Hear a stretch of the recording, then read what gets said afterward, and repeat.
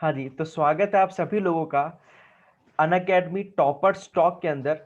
हमारे साथ है धनराज जी बेनीवाल, जिनसे हम ऑलरेडी एक सेशन बात कर चुके हैं, जिसके अंदर हमने डिस्कस किया कि कैसे धनराज जी ने अपनी पढ़ाई की, कैसे किस पृष्ठभूमि से आते हैं, कैसे जो शहर के चैलेंजेस होते हैं उनको इन्होंने पार किया और पार करके एक बहुत ही महत्वपूर्ण एग्जाम जो है RSM SSB LDC उसमें सफलता पाई। और सफलता ही नहीं पाई, इतना अच्छा रैंक प्राप्त किया है क्योंकि 12,500 टोटल पोस्ट थी, उनमें से इन्होंने 644 रैंक प्राप्त किया है। और जो टोटल बैठने वाले लोग थे वो लगभग थे 15 लाख। तो 15 लाख लोगों को पछाड़ करके इतना अच्छा रैंक प्राप्त करना बहुत ही मतलब मुश्किल वाला काम है, जो धनराज जी ने इसको बखूबी अंजाम दिया है। आइए धनराज जी से पूछते हैं इनकी स्ट्रेटेजी कैसे रही, कौन कौन से सब्जेक्ट थे, कैसे कैसे पेपर थे, कैसे कैसे इन्होंने चीजों को करा, तैयारी को अपना अंजाम दिया। तो धनराज जी बताइए कि मतलब ये पेपर था तो कितने चरणों में होना था, और पेपर की क्या पृष्ठभूमि है, कितने एग्जाम थे इसके अंदर, कौन कौन से पेपर थे, टाइपिंग में क्या क्या था, सारी चीजें। सर, इसमें फर्स्ट जो एग्ज़ाम था वो रिटर्न का एग्ज़ाम होना था। उसके बाद में जो सेकंड जो था स्टेप था वो टाइपिंग का होना था। सबसे पहले मैं जो फर्स्ट रिटर्न एग्ज़ाम है उसके बारे में बात करना चाहूँगा। रिटर्न एग्ज़ाम में जो सिलेबस की यदि मैं बात करूँ तो स्पेशली राजस्थान जीके था। इसके अलावा हिंदी, इंग्लिश, मैथ्स और साइंस। टोटल कुल मिला के बड़े मोटे रूप में देखे जाएँ तो टोटल 5 सब्जेक्ट जो थे। सबसे यदि मैं पहले भी मैंने जैसे कि बताया था कि मेरी जो कमी थी वो ये थी कि मैं एक सीएस बैकग्राउंड से, कॉमर्स बैकग्राउंड से था। उसके बाद में मैं कंपटीशन जी। में आया था। तो मैं जब सिटी में मतलब जयपुर में शिफ्ट हुआ था तो मेरी इंग्लिश तो काफ़ी कुछ मैंने मजबूत कर ली थी, और ये मैं एक मजबूरी मानो या कुछ भी मानो, सिटी के माहौल में डलने के लिए मेरे को इंग्लिश मजबूत करना पड़ा। तो जब मैं वापस कंपटीशन की तरफ आया तो इंग्लिश जो थी वो मेरे लिए एक मजबूती बन के जो है सामने आई थी। मतलब जो मेरी 12th 10 प्लस 2 जब मैंने की थी तो वो मेरी सबसे बड़ी कमजोरी थी। जब मैं जयपुर गया वापस, जब कंपटीशन में आया तो वो एक मेरी मजबूती बन के मेरे सामने आई। कंपटीशन में जब मैं आया तो इंग्लिश के साथ साथ में मैंने अच्छे से हिंदी को भी प्रिपेयर कर लिया। तो हिंदी और इंग्लिश का जो दो पेपर होते हैं रिटर्न में, फर्स्ट पेपर में राजस्थान जी के होता है, जी। साइंस होता है, मैथ होता है। हम्म। 50-50 नंबर के जो टोटल 150 मार्क्स, 150 क्वेश्चन जो थे वो इन तीन में से 50-50 के आने थे। बाकी हिंदी और इंग्लिश जो सेकंड पेपर था उसमें 75-75 के, दोनों में से 75-75 क्वेश्चन आने वाले थे। तो मेरा एक जो सेकंड पार्ट था हिंदी और इंग्लिश का वो तो बहुत अच्छे से तैयार हो गया। मैंने हिंदी को अच्छे से तैयार कर ली और साथ बिल्कुल। साथ में मेरी इंग्लिश भी तैयार हो रखी थी पहले से। हम्म। जो मेरे सामने सबसे बड़ी चुनौती थी वो पार्ट फर्स्ट था, और उस पार्ट फर्स्ट में भी जो सबसे बड़ी चुनौती थी वो राजस्थान जीके था। बिल्कुल। क्योंकि राजस्थान जीके के बारे में मैं बिल्कुल अनभिज्ञ था, मेरे को कुछ भी जीरो, मतलब जीरो था मैं राजस्थान जीके के मामले में। तो सबसे बड़ी जो चुनौती थी वो यही थी। और पटवारी एग्जाम और जो जूनियर अकाउंटेंट का एग्जाम था उसमें सबसे पीछे रहने का कारण भी यही था कि जैसे मैं बताऊं, मेरे जूनियर अकाउंटेंट में 25 में से 2 क्वेश्चन राजस्थान जीके के सही थे। ओके। हिंदी अच्छी थी मेरी उस टाइम भी। हम्म। और लेकिन जो मैं डायनम मार्क्स जैसे मैं रहा था उसमें राजस्थान जी के पीछे रखने में बहुत बड़ा योगदान दे रही थी। तो मेरे को लगा कि कहीं ना कहीं यदि मैं राजस्थान जी को, जो मेरी सबसे बड़ी कमजोरी है, उसको यदि मैं मजबूत कर लूँ तो हो सकता है मेरा एलडीसी क्लियर हो जाए। तो सबसे ज्यादा मैंने अपना फोकस जो है राजस्थान जीके पे रखा, उसको बहुत अच्छे से मजबूत किया।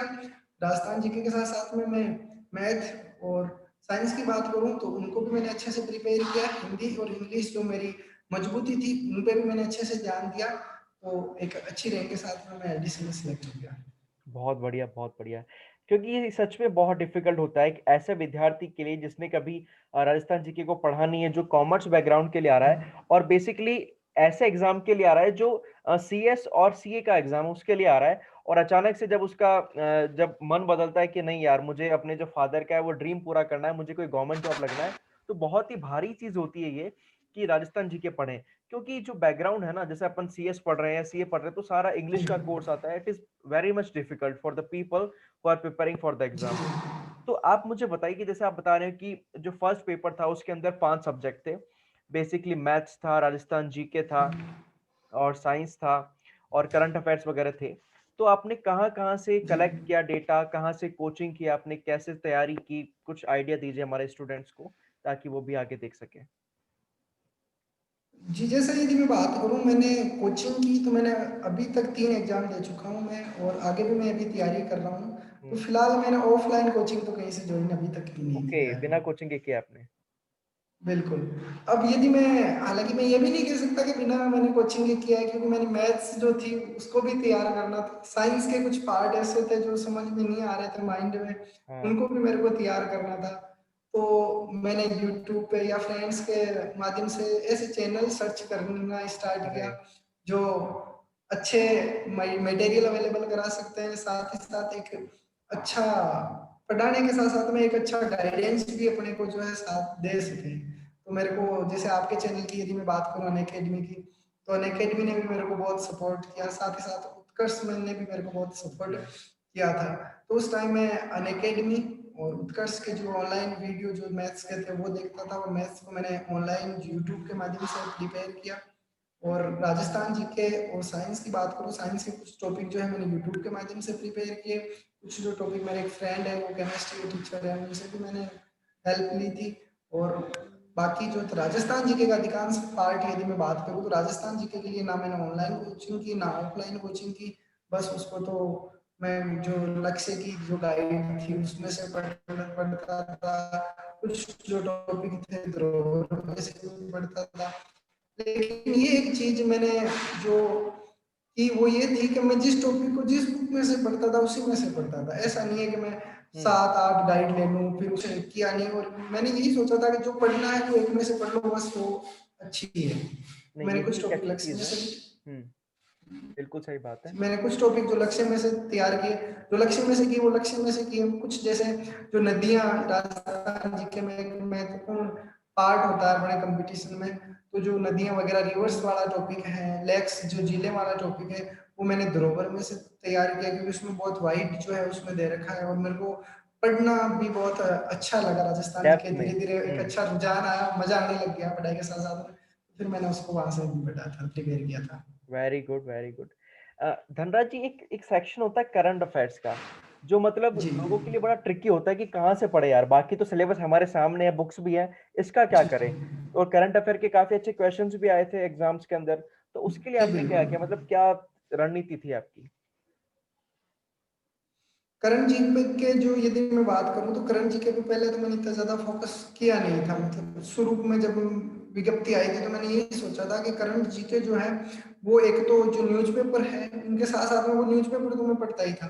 ओके। तो जब न्यूज़पेपर पढ़ता था तो मैं जो गाइड होती थी या जिसमें भी मेरे अपने नोट्स होते थे, तो जो भी मेरे को इम्पोर्टेंट है तो मैं उसको उस गाइड में किसी भी पेज पे लिख लेता था, ताकि जब मैं उसको वापस पढूं, गाइड को पढ़ता था या नोट्स को पढ़ता था, तो वो क्वेश्चन सामने आ जाता था किसी न किसी पेज पे। तो ओके। एक तो मैं रेगुलर न्यूज़पेपर पढ़ता था, और जो भी क्वेश्चन मेरे को एग्जाम के लिए इम्पोर्टेंट लगते थे उनको मैं तुरंत जो है लिख लेता था गाइड में। हम्म। हिंदी की बुक में मैंने विलोम शब्द जैसे होते हैं, हाँ हाँ। अपोजिट वर्ड होते हैं, सिनोनिम्स होते हैं, वहां पे भी मेरे जो करंट जीके के क्वेश्चन अभी भी अरे, मिल जाते हैं देखने को। बड़ी तो मैं थोड़ा अलग मैं हर अंदाज है जगह आपका। लिख देता जी। हर जगह मैं लिख लेता था, ताकि मतलब करंट जीके जो है वो अपने इन सारी सब्जेक्ट के साथ साथ में तैयार होती रहे। तो जी। जब उनको साथ पढ़ता था, उसके अलावा मैंने क्रोनोलॉजी की भी हेल्प ली। इसके अलावा मैंने यूट्यूब की भी कुछ हेल्प ली थी करंट जीके के लिए। तो फर्स्ट जो पेपर था जिसमें अंदर मैथ्स थी और राजस्थान जीके था, साइंस था, जी इनमें से सबसे डिफिकल्ट पोर्शन आपको कौन सा लगा कि यार थोड़ा ये ट्रिकी सब्जेक्ट है, इसको थोड़ा अपने से अच्छा करना पड़ता। जैसे मैथ्स है, तो जैसे सीएस वालों के लिए तो सीएस को कभी जैसे मैथ्स काम आती नहीं है। साइंस मैथ्स वाला जो स्टूडेंट है उसके तो 12th तक वही होता है। तो मैथ्स के लिए आपने क्या किया, मतलब कैसे कोई अलग से कोई तैयारी की, या ज्यादा टाइमिंग देते थे आप उसको, या कौन कौन से टॉपिक प्रिपेयर किए, कैसे किए, कुछ बताइए। यदि मैं शुरू की बात करूँ, तो मेरे को राजस्थान जीके फर्स्ट पेपर में जो साइंस मैथ और जीके का था उसमें राजस्थान जीके टफ लगता था, लेकिन बाद में धीरे धीरे राजस्थान जीके की तरफ मेरा रुझान बढ़ गया, तो उसमें तो मेरे को पढ़ने में मजा आने लग गया। वेरी तो गुड। उस राजस्थान जीके और यदि मैं साइंस हिंदी इंग्लिश की बात करूँ, तो मैं उनको दिन में पढ़ता था। रात को 10 बजे बाद में एक नींद सी आने लग जाती है कि कंटिन्यू पढ़ाई, थकान सी बनी हुई रहती है। मैं रात को 10 बजे फिक्स यही रखता था कि रात को 10 या 11 बजे जब भी नींद आएगी तो रफ कॉपी उठाता, पेन लेके फिर मैथ्स मिलाने का काम करता था। यूट्यूब पे वीडियो देखता था, ताकि जो नींद है वो भी नहीं आती थी, और साथ साथ में एक मैथ्स की भी अच्छी प्रिपरेशन हो जाती थी। बहुत अच्छे। सर, आपने कितने घंटे पढ़ाई की है, मतलब जब से जैसे नोटिफिकेशन आया था, अप्रैल में नोटिफिकेशन आया था और सितंबर तक जी लगभग सारे एग्जाम हो गए थे, है ना, तो लगभग 6 महीने का जी वक्त था हमारे पास। तो कितने घंटे पढ़ाई की आपने। फिक्स तो नहीं बता पाऊंगा क्योंकि मैंने कभी भी घड़ी में नोट करके ऐसे पढ़ाई नहीं की। हाँ। लेकिन ये था कि मैं कुचामन शिफ्ट होने के बाद में बस एक ही था कि जो नॉर्मल अपने वर्क होते हैं, जैसे कि नाना धोना, नॉर्मली सोना, जो 4-5 घंटे जैसे से ज्यादा सोते नहीं थे।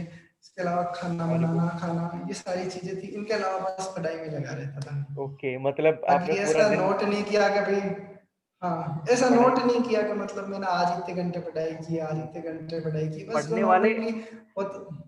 पढ़ने वाले नोट भी नहीं करते, वो तो वैसे टाइम निकल जाता है। नोट तो वो करते हैं जिनको पढ़ाई नहीं करनी जी होती, उनको सिर्फ दिखाना होता है कि भाई हाँ मैं इतने घंटे पढ़ाई जी करता जी हूँ। चलो बहुत अच्छे।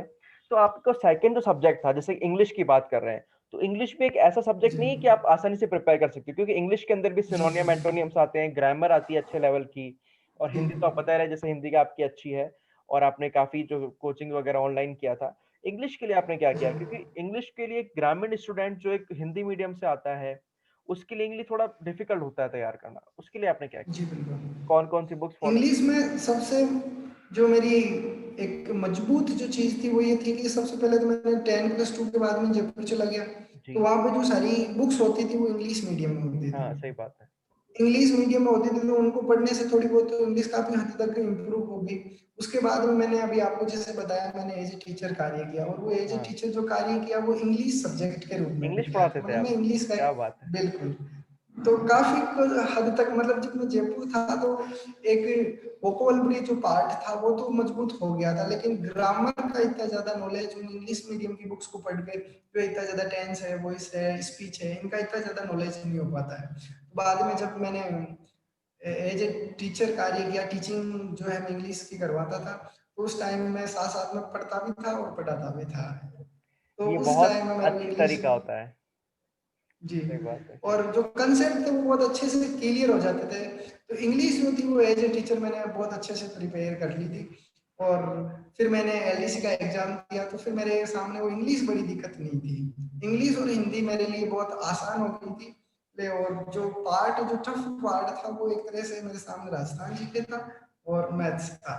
उनको मैंने अच्छे से तैयार किया। मैथ्स के लिए मैंने रात में टाइम दिया खूब सारा, राजस्थान जीके को मैं दिन में, और अभी तो मेरे को राजस्थान जीके मेरी फेवरेट सब्जेक्ट लगती है, बहुत मजा आता है पढ़ने वेरी में। Good, very good.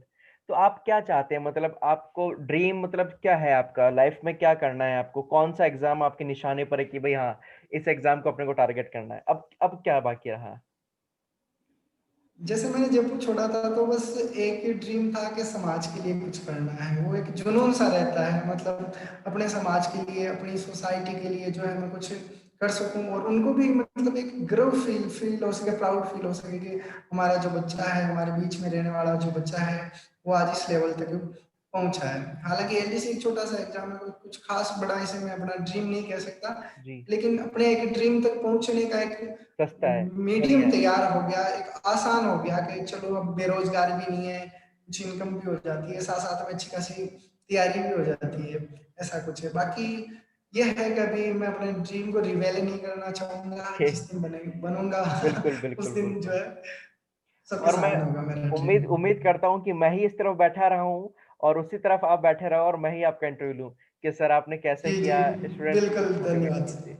ओके। तो हेमराज, सॉरी, आप धन्यवाद। धनराज जी, धनराज जी, आप मुझे एक चीज बताइए कि जैसे आपने बताया कि रात भर आप मैथ्स पढ़ते थे, और फिर आप बाकी जो चीजें थी आपको बाकी सब्जेक्ट को देते थे, सारा डेडिकेट करते थे। आपका जो था जी कि फर्स्ट एग्जाम था जो 200 मार्क्स का था, एम आई राइट? जी जी 200 मार्क्स जी का बिल्कुल। एग्जाम था, उसमें आपके कितने जी मार्क्स बिल्कुल, स्कोर किए आपने? मेरे 136 थे। 136 मार्क्स थे। ओके। जी, तो आपने टाइपिंग के अंदर अच्छा कवर किया है, इजंट इट? टाइपिंग में 100 आउट ऑफ 100 थे, तो सीधा से 136 से 236 पे पहुंच गया। अरे अरे अरे, बहुत मतलब एक्चुअली काफी लोग देखे हैं मैंने जिनका रिटर्न में अच्छा स्कोर था, मतलब रिटर्न में 145, 140, जी 142 जी स्कोर था, लेकिन टाइपिंग में अच्छा नहीं कर पाया। टाइपिंग में उनके सिर्फ 85, 82 मार्क्स थे, इसलिए वो पिछड़ गए। जी जी। बहुत अच्छा किया। टाइपिंग के बारे में कुछ बताइए हमारे स्टूडेंट्स को कि हिंदी टाइपिंग कैसे की जाती है, इंग्लिश कैसे की जाती है, कितना डिफिकल्ट होता है, कितने टाइम में सीख सकते हैं, सारा कुछ। जैसे मैंने शुरू में टाइपिंग स्टार्ट की थी तो शुरू में कुछ गाइडेंस चाहिए होता है, तो मैंने भी यूट्यूब पे कुछ वीडियो सर्च करने स्टार्ट किए। ओके। तो उनमें मतलब वीडियो जो थे उनका जो थंबनेल होता था वो ये होता था 15 मिनट में आप 50 की स्पीड लगाओगे बिल्कुल बिल्कुल। या 2 दिन या 5 दिन में जो है वो टाइपिंग जो आपकी स्पीड होगी वो 40 वर्ड पर मिनट होगी या 50 वर्ड पर मिनट होगी। तो फिर मैंने उनको देख के लगा कि ऐसा तो कुछ पॉसिबल भी नहीं है। तो फिर मैंने और भी कुछ लोगों से पूछताछ की। खुद भी ने भी पहले शुरू में इंग्लिश की तैयारी स्टार्ट की। हिंदी में जो टाइपिंग था वो नहीं करता था, क्योंकि शुरू में मैंने सोचा एक बार इंग्लिश अच्छे से प्रिपेयर हो जाए, उसके बाद में मैं हिंदी टाइपिंग करूंगा। तो मैंने इंग्लिश की तैयारी की, तो तब मेरे को एक महसूस हो गया था कि कोई सी भी ट्रिक टाइपिंग में काम नहीं आने वाली। ये जो 5 मिनट में जो 50 की स्पीड पहुंचा रहे बिल्कुल हैं, बिल्कुल। या जो जो 5 दिन में या 15 दिन में 50 की या 60 की, कुछ तो 100 120 तक पहुंचा देते थे। तो ऐसा कुछ होने वाला नहीं है। बस अपनी जो प्रैक्टिस है वही सबसे ज्यादा काम आएगी। तो मैं सबसे ज्यादा जो टाइपिंग की थी वो मैंने बहुत ज्यादा प्रैक्टिस की थी। मैं कहाँ जो है से? जे आर टाइपिंग ट्विटर, AR से, ओके। जेआर टाइपिंग, जेआर से, इसके अलावा मैंने सोनी के जो हार्ड पैराग्राफ होते थे जेआर में थोड़े से सरल होते थे, सोनी में थोड़े जी। बड़े वर्ड जो थे वो बड़े होते थे। तो मैंने सोनी से भी जो है अच्छी तैयारी की थी। दोनों वो के वर्जन मैंने जो प्रीमियम वर्जन होते हैं वो मैंने खरीद रखे थे, और ओके दोनों की ओके। तैयारी में करता था। बिल्कुल। आपको कितना टाइम लगा, मतलब कितनी स्पीड आ गई आपकी, कितना टाइम लगा, कितने टाइम में आपकी स्पीड आ गई? यदि मैं टाइपिंग की बात करूं तो मैंने जैसे ही एग्जाम दिया था उसके बाद में मैंने रिजल्ट का वेट नहीं किया, क्योंकि मुझे पता था हाँ, कि अब की बार अपना क्लियर होना है। तो बिल्कुल। मैं सीधा सा टाइपिंग पे लग गया। जब टाइपिंग जब मैं करता था तो फिर मैंने स्कूल भी ज्वाइन कर ली। पहले जब मैं तैयारी करता था तब मैं कुछ सामान रख के स्कूल ज्वाइन नहीं करती, लेकिन एग्जाम देने के बाद फिर मैंने स्कूल ज्वाइन की, साथ में टाइपिंग की तैयारी भी करना स्टार्ट कर दी। अब शुरू में जो स्पीड थी वो इतनी ज्यादा नहीं आती थी, obviously बात है। फिर उस टाइम कॉन्फिडेंस लेवल भी जो था कि यार टाइपिंग बहुत हार्ड है, पढ़ना बहुत एरिया है, वो बनाए रखना पड़ता है। फिर धीरे धीरे स्पीड बढ़ी। और फिर यदि मैं इंग्लिश की बात करूँ तो मेरी इंग्लिश की टाइपिंग की जो स्पीड थी वो 80 वर्ड पर मिनट थी, ओके। और हिंदी की बात करूँ तो 60 से 65 वर्ड थी। अरे जी। क्या बात है! बहुत रेयर होते हैं ऐसे लोग जिनकी इतनी अच्छी टाइपिंग स्पीड आ पाती है। और बहुत रेयर होते हैं जो वो लोग जो अपने गोल को कंटिन्यू रख पाते हैं और इतना डेडिकेशन दिखा पाते हैं। पूरे पूरे दिन पढ़ाई करना और अपने गोल के लिए लगे रहना बहुत ही हार्ड टास्क होता है। तो आप हमारे दर्शकों को, आप हमारे स्टूडेंट से क्या मैसेज देना चाहेंगे कि कैसे उनको पढ़ाई करनी चाहिए? अभी जैसे हाई कोर्ट एलडीसी का एग्जाम आ रहा है, तो सेम वही पैटर्न जी रहने जी वाला है, बिल्कुल। हिंदी आ रहा है, इंग्लिश आ रहा है और अल्सर जी के आने वाला है। बिल्कुल। उसके अंदर भी हिंदी इंग्लिश टाइपिंग होगी। तो क्या मैसेज देना हम्म। चाहते हैं, कब से तैयारी कर ले वो और कैसे तैयारी करनी जी चाहिए? बिल्कुल। सबसे पहले तो मैं सभी व्यूअर्स को यही कहना चाहता हूँ कि वो एक तैयारी का फिक्स पैटर्न रखें। प्लस नकारात्मक, सबसे बड़ी बात मैं यही कहना चाहता हूँ कि जो नेगेटिविटी होती है उनको बिल्कुल। तो सबसे पहले छोड़ दें, क्योंकि यदि नेगेटिविटी आप में है तो आप 2 दिन तैयारी करोगे, 2 दिन तैयारी करने के बाद में ये लगेगा कि यार नहीं होगा। जी। मेरा मानना यही है, जैसे मेरी सिस्टर भी, अभी छोटी वाली सिस्टर की तैयारी करती है, तो उनको मैं यही बोलता हूँ या तो शुरू करना नहीं है, और शुरू करना है तो फिर हासिल ही करना है। जब तक छोड़ेंगे नहीं तब तो तक छोड़ेंगे तैयारी नहीं। ऐसी करनी चाहिए कि मन में ये नहीं होना है। बिल्कुल बिल्कुल, जब तक तोड़ेंगे नहीं तब तक छोड़ेंगे नहीं। जी। तो आपके अकॉर्डिंग तैयारी ऐसी करनी तो चाहिए मैं कि अभी बीच इस में। छोटी वाली सिस्टर को भी, जी। हाँ, बताइए। जी, तो मैं उनको यही बोलता हूँ कि मतलब तैयारी सबसे पहले तो जो विज्ञप्ति आ जाती है, फॉर्म भर दिया, तब ये लग जाना चाहिए कि एक सीट अपनी फिक्स है, कोई उसे लेने वाला नहीं है। तो ऐसी पॉजिटिव थिंकिंग होनी चाहिए। उसके बाद में पॉजिटिव थिंकिंग के साथ साथ में हार्ड वर्क जो है वो बहुत इंपॉर्टेंट रहता है। वो हार्ड वर्क भी है उसी के अनुसार होना चाहिए। और उसके साथ साथ में धैर्य भी बनाए हुए रखना पड़ता है। कभी कभार अपन राजस्थान की यदि स्पेशली बात करें तो वो एक साल आगे तक खिसका देते हैं एग्जाम को, तो एक बिल्कुल लंबे टाइम बिल्कुल। तक अपने को पेशेंस बनाए हुए रखना पड़ता है। तो सभी व्यूअर से मैं यही कहना चाहूंगा कि नेगेटिविटी ना रखें, पॉजिटिव बिल्कुल अपने आप को बनाए रखें। जिस दिन विज्ञप्ति आया, आपने फॉर्म भर दिया, तो ये सोच लें कि बस एक सीट मेरी फिक्स है। उसके बाद में उसके लिए हार्डवर्क उतना ही मजबूत होना चाहिए। साथ ही साथ में एग्जाम आगे जाए या जल्दी आ जाए, जैसे पटवार की यदि मैं एग्जाम की बात करूं तो वो फरवरी में था, अब जनवरी में जो है उन्होंने किया है, तो बिल्कुल। कुछ फर्क नहीं पड़ने वाला है। वो पेशेंस बनाए हुए रखना चाहिए। लंबा भी हो रहा है तो कोई दिक्कत वाली बात नहीं होनी चाहिए। और यदि मैं हाईकोर्ट एलडीसी की यदि मैं बात करूँ स्पेशली, तो हाईकोर्ट एलडीसी में जैसे जहाँ तक मुझे पता है हिंदी और इंग्लिश का ज्यादा महत्व रहता है। राजस्थान जीके भी कुछ हद तक उसमें आती है। पिछली बार तो शायद नहीं थी, अब की बार हाँ, उसमें ऐड किया है। बिल्कुल। जैसे कुछ बच्चों की यदि मैं बात करूँ तो उनकी थिंकिंग होती है कि तो मैं या तो हिंदी के बल पे या नहीं फिर नहीं मैं इंग्लिश को मजबूत कर लूँगा, एक पार्ट को मजबूत करूँगा और मैं जो है एलडीसी की पोस्ट ले उठूँगा। ऐसा कुछ पॉसिबल नहीं है, प्रत्येक जो पार्ट होता है, उनको अच्छे से समझना होता है। पिछले जो साल के क्वेश्चन पेपर होते हैं और जो बदलता पैटर्न होता है कि पिछले सालों में कितना कुछ बदला है पैटर्न, उनको भी अपने को नज़र में रखना चाहिए कि पिछले साल के क्वेश्चन कैसे आए हैं। फिलहाल कुछ जो एग्जाम हुए हैं उनके क्वेश्चन कैसे आए हैं उन सबको बिल्कुल देखना चाहिए और देखने के साथ साथ उसी के अनुरूप अपनी तैयारी होनी चाहिए। बिल्कुल।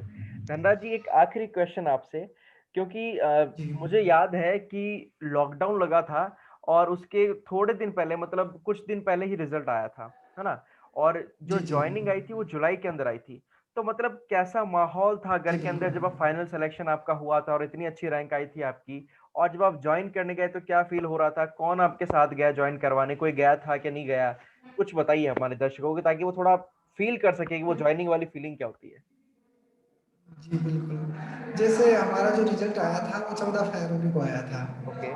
तो उस टाइम तो घर में बहुत खुशी वाला माहौल था। एक्चुअली में जो यदि मैं बात करूँ तो घर में जो हमारी जॉइंट फैमिली है, हमारे जो और भी मतलब दादाजी के जो भाई वगैरह है, तो बहुत बड़ी एक फैमिली बन जाती है। उस फैमिली में से अभी तक जो है सिंगल जो है गवर्नमेंट जॉब में नहीं है, सबसे ओके।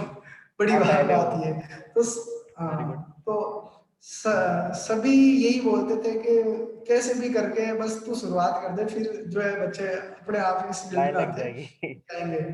तो ना केवल मेरे परिवार में बल्कि जो आसपास के जो मेरे पड़ोसी थे, मतलब जो मेरे भाई बंधु थे, अंकल जी थे, वो सभी में एक अच्छी खुशी का माहौल था। और जो रियल में गवर्नमेंट जॉब लगने पे जो परिवार में जिनके सपने पूरे होते हैं उनमें जो खुशी का माहौल होता है उन्हें शब्दों में अपन एक्सप्रेस नहीं कर सकते। एक बहुत अच्छी खुशी जो होती है सभी को मिलती है। उसके बाद यदि मैं ज्वाइनिंग की बात करूँ तो एक रिजल्ट आने के बाद में और ज्वाइनिंग में बहुत एक लंबा टाइम गैप मिल गया था। तो उस टाइम में एक फैमिली का अच्छा सपोर्ट था। उन्होंने बोला चलो कोई नहीं, अब जो फाइनल हो चुकी है तो अच्छे से हमारे साथ में वक्त बिताओ, बिल्कुल फिर बिल्कुल। आराम से ज्वाइनिंग करना। क्योंकि लॉकडाउन फिर मेरा स्टार्ट हो चुका था, काफी सारी प्रॉब्लम्स आ रही जी थी। जी लगभग 15 जी मार्च को रिजल्ट आ चुका था, मार्च फरवरी में।